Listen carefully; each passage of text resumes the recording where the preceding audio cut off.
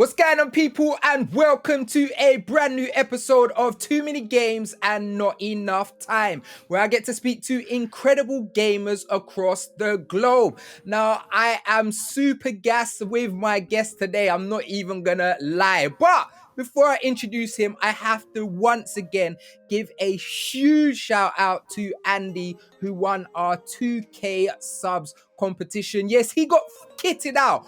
Full content creator kitted out. So honored that we was able to do that for somebody else. But forget all about that right now, because on today's show, I have the host of the Xbox Showcase. I'm talking about one of the man them from the kind of funny Xcast, 1/3 of Gamer Tag Radio. He's known for getting people vexed on Twitter.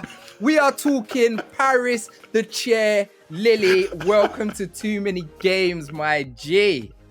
Oh my God, thank you for having me. I love that intro. That has to be the best intro I've ever had in my life. Thank you.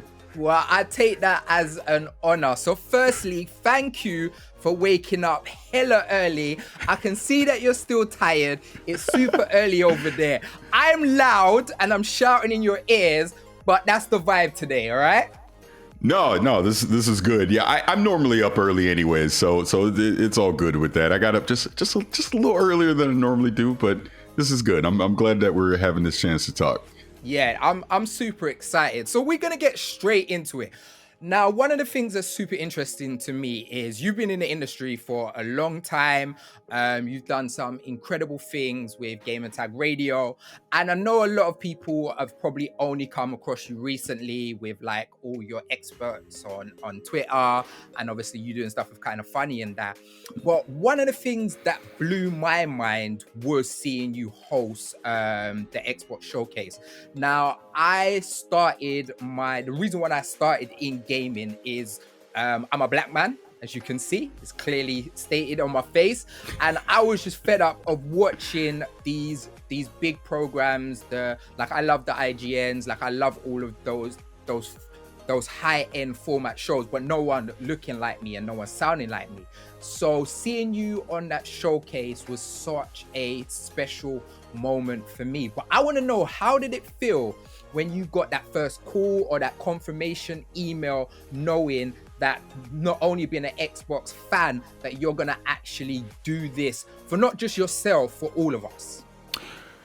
So first of all, I want to thank Xbox for even giving me the opportunity to do something like that. Yeah, I'll never forget when I got the initial message. So it was everything's very secretive, right? So my rep over at Xbox that I work with, to set up interviews and do other opportunities and stuff, hits me up and was like, "Hey, we want to have a call with you." And I'm just thinking, all right, what could this be? And then I get on this call and there's a couple other people on there and they're like, "Yeah, we want you to fly up to Seattle and we want you to host this thing." Like, they still would not tell me exactly what it was. So I'm just like, okay. And like, it was all very shocking to me. And just to kind of give you an inside scoop, I immediately reached out to Greg Miller, for Kind of Funny, because he obviously has a lot of hosting experience and has done this before. And I'm like, hey,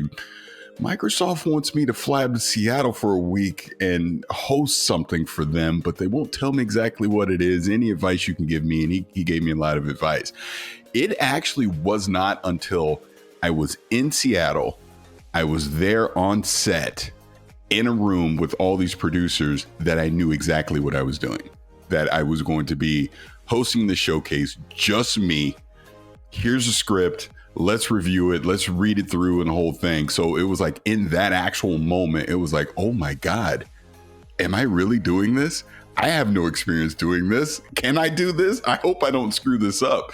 And to your point, it was a thing where I'm like, I better not screw this up for us. When I say us, I mean Black people, because this was a very unique opportunity for me to be able to do this. And I did take it very seriously, because I understood that this would lead to other people getting the same opportunity. And that's the whole point behind it. So again, I hope I didn't screw it up. I don't think I did. It was a fascinating process in the moment to go from never having stood on a stage, never having read off a teleprompter, never having to take camera cues and direction and, you know, all that stuff, multiple takes, to midway through, it was like, oh wow, I do think I can do this. I do think I get it, and it was an amazing process to be able to do it. And I hope, you know, that opportunity comes again in the future. But you know, even if it doesn't, I'm very thankful for. I'm not gonna lie, that is mad. So like, I'm talking, I've been a presenter way before I did gaming. Well, I've always been a gamer, but before I worked in gaming. So in the UK, I did TV presenting in music over here. And when it comes to TV stuff, yes, they're very hush. I've never in my life been booked for a job and not know what I'm doing until I turn up. Like, the thing that I always say as a presenter, the best presenters are able to super prep. Like, the more prep you can do is the better that you can do out there. To know that you flew over there not knowing the showcase that you was doing and you pulled it off like that, my G, I ain't even got a hat on, but I want to take my hat off to you, because that is incredible, and you did such an incredible job. And like I said, I've worked so many years to champion making sure great diversity is in this place. I'm not here just for diversity's sake. I'm saying we are just as great, and put us in those opportunities. 100%. And you've gone up there and done this. Now, obviously, you've seen me about on Twitter and stuff like that, and you know, Car is my guy. You get me? Khalif that's my don. I met him out in E3. Like that's my don, and I actually spoke to him about this on Too Many Games when I had him on the podcast.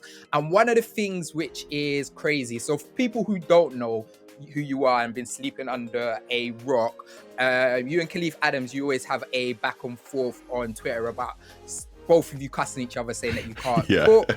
And it's just man them banter. It's like, that's what you do with your brethrens. It's not real beef and stuff like that. But you did the killer, like the ultimate killer on Xbox Showcase. You done the first time we saw that you could you can change the new Xbox controller. You had his name on there.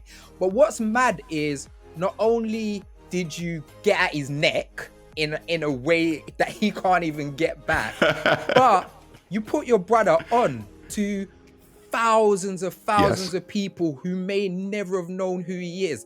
And one of the things that people don't really get, and it's a Mandem thing and it's a black thing as well, like when we have a great relationship with each other, we get onto each other, like we cuss each other and stuff like that. And obviously you lot do it publicly. What was the thought process behind that?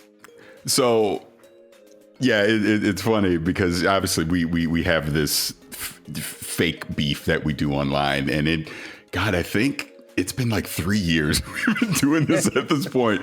But it all started with me because I do like to bake, especially around the holidays, right? You know, cookies, cakes, stuff like that. And I remember I made this cake and I posted it online, and Khalif, you know, jokingly, you know, was giving me crap for it as if like I didn't know what I was doing. So then I went back at him, and then a year later, it turned into he made this video where, you know, he's roasting me. So it just turned into this thing. And I was like, oh, wow, how could I ever get him back for this? I was like, and then obviously when this Xbox opportunity happened, before I even flew up there, I knew about Design Labs. That's something I did know about. And they wanted me to make a custom controller. And it was in that moment I go, oh, I know what I'm going to put on there. So I was like, I'm going to do this. And then when I did that, my Xbox rep, he saw it and he laughed. He was like, oh, that's great. Yeah, that's really funny. So did that. And I remember being on set. They weren't 100% sure they were going to get the controller to me in time. It just so happened, like it arrived like that day for me to do it. And the person I was up there they were talking with, I made sure he was okay with it. I go, I'm going to freelance here, you know, during one of the takes, if you're okay with that. And he was like, yeah, absolutely. So when you watch that is me in the moment like coming up with that to do that. And they like everyone on set was just dying laughing, loved it. And like Aaron Greenberg was like, "Oh, this is so great." And I remember him giving me a sneak peek before it aired live. He was like, "Oh, this segment came out so great. You're going to love it." So I knew this was going to happen on the thing. And then to see Khalif's reaction real time was so good. And obviously the internet and everything just really embraced it. But it's to your point that we do it in fun, but I purposely wanted to give him love on the show for that. And that was my way of doing that. So even to this day, Khalif says people come up to him about that, like, "Oh, the cod can't cook" thing. But that not only helped elevate Khalif, but it helps elevate Spawn on Me. It helped elevate more people of color that are in this content creation business. And that's the whole point of it. Whereas it's not serious. We're obviously having fun with it. And that's why we keep it going, that, you know, we want to have fun. And I always laugh when I'll see people online that will go, "I'm so sick of you guys doing this." And I respond back, "I'm never going to stop doing this ever." Because we're friends. We love each other. That's my brother. Of course. Yeah. Yeah, that's what we do. Now, it's mad. And that moment, like for me personally, has become a bigger moment in the showcase anyway. Like when I think about the showcase, I think about that moment, which is mad. So I want to talk a little bit about your gaming, because obviously you play everything, but you are much more kind of Xbox centric, and you've spoken loudly on Twitter about the stuff that you love, and obviously you've interacted with Phil Spencer and stuff like that. What is it? Oh, I got my green in the background for you as well. Yeah, man, I'm turn on the green for you. What is it about Xbox ecosystem that really connects with you? So this is funny too, you know, and I've been doing this whole podcasting stuff for a very long time. Again, like you mentioned, Gamertag Radio. Danny Pena basically brought me in 2006. He was my early inspiration. When I saw him doing Gamertag Radio in 05, 06, I made the decision that I wanted to start doing it. So he'd always been a great mentor to me. And ultimately, I joined Gamertag Radio in 2013. Now, the reason I say all this is because in those early days, Xbox was an actual great help for me to get started. Basically, the first gaming event I ever went to was in 2007. It was Crackdown event. And this was back when they were doing like the Halo 3 beta and all that. And I got to go up to Redmond for this event. But it was those early days where Xbox kind of helped uplift me, you know, in the content creation space. So I've always been very appreciative of that. And with that said, during the Xbox One era, I was very critical of Xbox. I did not like the direction that they were going at all, because to me, it didn't seem that they were putting the gamer first. It seemed that they were putting TV, entertainment, and all that kind of stuff. It wasn't about the games. It wasn't about kind of what their marketing is now, making the gamer the central aspect of everything that they do. It was 2016. I was lucky enough to go up to a spring showcase that Xbox was having in San Francisco, and Phil Spencer was there, and he gave a keynote to everyone that was in attendance. And it was at that keynote that everything that you see today with Xbox, he laid out their future vision. When I'm talking cloud, Game Pass, you know, Xbox Play Anywhere, like all these things that we see today, they were talking about, this is a future vision that we have for Xbox. And we're watching it happen in real time. And I think, to me, that's the future of where things need to go. So that's why I am a pretty big advocate for the Xbox ecosystem and what I see with their services, and being able to have games on multiple platforms. And basically, we don't care where you play our games, just as long as you're playing our games. And then you take a service like Game Pass, that is obviously a great value to gamers. And me being a parent with 3 kids, I truly see the value in this, because I don't have to run out and buy every new game when it comes out, because my kids have access to hundreds of games at once. And I just think, my God, if I would have had this when I was a kid, I probably would have flunked out of school, because that's all I would have been doing is gaming. But that's why. That's a big reason why. And for me, it does go beyond Xbox. I just love gaming, period. If anyone that follows me or my content or listens to the stuff that I say, I mean, I'm a huge PlayStation guy. I mean, obviously, I'm a huge PC guy. I have a lot of third-party content. It's not just about Xbox, but I think what Xbox is doing going into this generation of gaming and beyond is the future of the way that we're going to interact with games. And, I'm pretty excited for it. I think it's a great thing. That's dope, man. All right, so let's take it back a little bit. Let's talk about liquor, Parris. When you're a liquor youth, them. What are one of the memorable games that really stand out to you? So it doesn't have to be your favorite game, but what's one of the memorable games from your younger days that made you say that, wow, this is like this gaming thing is something incredible, and I didn't know I could be lost in gaming in that way? Okay, so I'm really going to take you back, really far, far, far back, because I'm old. Early 80s, in the arcades. A game that stands out to me, and people will probably have to Google this because they're not going to know what the hell I'm talking about. There was a top-down military shooter called Frontline. Like I said, early 80s in the arcades. And basically it was a game where you're the soldier, you're on foot, you have your weapon, and you can take out the enemies, but then you could also jump into these tanks as well, and you would use the tanks and you're taking out enemies as well. I always thought that was the coolest thing ever, that you were able to do that, right? And in the arcades, the whole point is they're trying to pump in quarters. So I would go to the arcades on the weekends and I would play Frontline from start to finish, all the time, because I just love that concept of where you could jump in these vehicles and do all that. And you bring that to where modern gaming is now, and that's just second nature, that you're able to do things like that. So that was one of my very early memories of something that worked. Another one, believe it or not, and this has kind of been back in the news recently, is Tron.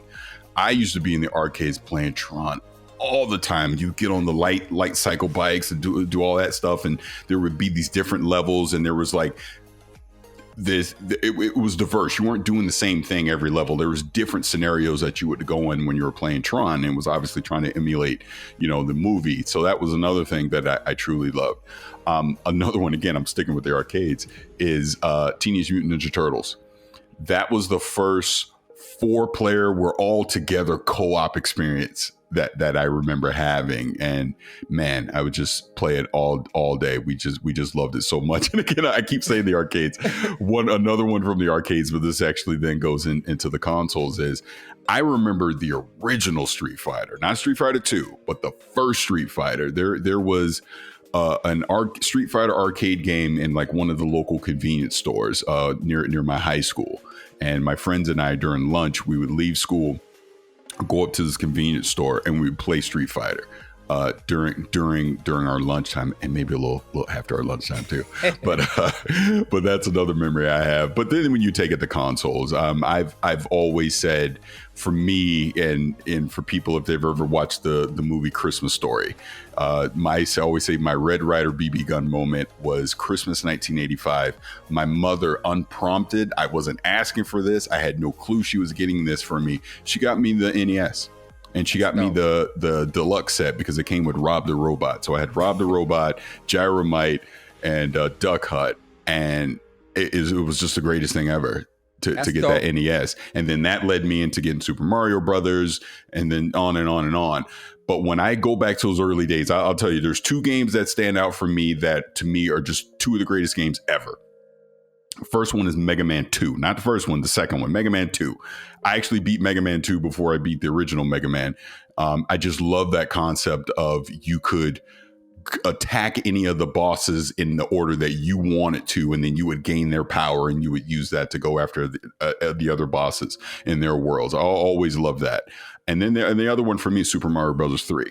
I will die on the hill that Super Mario Brothers 3 is the greatest video game ever made, for just the diverse levels that they have, the ramping difficulty by the time you get to World 8, and obviously just the different enemy types that you would encounter during that, and obviously the power-ups that you would get.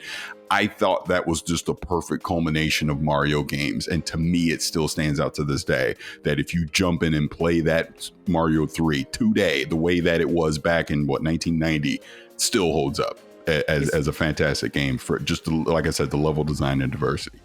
It's funny that you say about the Turtles, because I remember having it on the Super Nintendo, and I remember when I would go to my cousin's house, and when we was little, we'd actually bring our consoles with us to family reunions, because you're going to be there for like 4 days. So to bring the thing, and we used to bang that game, and it was just incredible. And like when we think about, like, now we've got games like Miles Morales and Spider-Man and stuff like that. But back in the days, there were so many games that were linked to franchises, but so many of them were trash. But that Turtle game was so good. And when you talk about Super Mario 3, I remember the first time getting the raccoon tail and being able to fly. And I was like, oh my days, Mario can fly. Because I remember in Super Mario, because I didn't love Super Mario 2, but I remember Peach could do that little glide thing. But to actually get that raccoon tail and have Mario flying, like, blew my mind. Like, I was like, how is this even happening? And Tron makes me laugh, because I always think to myself, Tron is the reason why gamers loves RGB so much. Like someone back in the days, that was in their head, all of these lights, and that's what they associate with gaming. And now they're older, they've pushed it into it, and we all are like RGB people now. So proper dope. Parris, we're running out of time. Like, it's gone so quick. I could have spoken to you all day, but I just want to say a huge appreciation for you not only coming onto the podcast, but doing what you do. Like I said, the reason why I came into this space is not being able to see myself. And like, I'm a huge Kind of Funny fan, like Greg Miller, one of the inspirations, but actually watching Kind of Funny and seeing you and seeing Blessing and actually seeing people who look like me, who have opinions like me, who sound like me, who even just down to like the swag, like when you was sitting down in the showcase and you're doing your glasses like that that representation of us. And I'm a big man and I can see it, but it's for the kids, for them to be able to see it and be like, oh, I can do that without even knowing. So I just want to give you your flowers on that. Keep doing the incredible things that you do. I'm gonna have to invite you back, come back on, talk a bit more about Gamertag Radio and obviously everything you're doing with Danny and stuff. But yeah, I just wanted to say, continue being great. Thank you for coming on. And what do you want to plug and send to the people before you leave? I would just plug, just like you said, check me out over at Gamertag Radio. You can also find me at Kind of Funny. I'm one of the co-hosts on Kind of Funny Xcast, and I pop up randomly on some of the other shows all the time as well. And if you don't follow me on Twitter, you should. It's at Vicious696, and I'm usually ranting about something. So. Yeah, he definitely is. Like, if you're not on his Twitter, you are missing out. So don't miss out. Make sure you go and do that. Now, thank you so much for staying to the end of the video. Remember, if you're listening to us on them podcast services, come over to the YouTube, fam. Give us that thumbs up. Put us some comments below. Let us know what was your first old school gaming experience. You're not all dragons like me and Parris. You get me? It's a good thing black don't crack. But you can tell me what your first gaming experience was. It the N64? Was it the PlayStation? I know enough of you started with Crash Bandicoot, so let us know in the comments below. He's been Parris. I've been Mr. Midas. You've been the MVPs. We out of here. Peace. Peace.